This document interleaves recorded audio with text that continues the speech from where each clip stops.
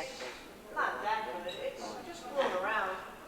Tulsa, you started fooling around about 3 months ago, right after Mr. Grandster canceled our booking. Well, Why, Tulsa? He's just had more time, that's all. Like the 2-week layoff in Albany. and the layoff in Rochester. And the layoff in Niagara Falls. See her? Well, I thought you were maybe worried about the act. Oh, no, Herbie. Because with the way things are picking up, why, I wouldn't be surprised if you kids got paid. Matter of fact, they're good enough right now for me to treat you to an ice cream soda. No, thank you. Chow mein? Mama doesn't like us to eat before a show. There's one thing your mama knows I wish you did. I like it. Herbie? Nothing.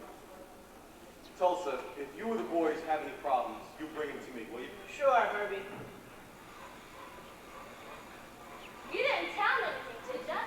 I mean, that you've been practicing a dance team act? How'd you know I've been practicing a dance team act? I saw you practicing Monday after the matinee. I was up in the fly. Louise! Oh, don't worry, Tulsa. I'm not going to tell anybody. I'm secretive, just like you. That's what this here means in your palm. And this means that you make up dreams, like me. What do you dream about? All about people.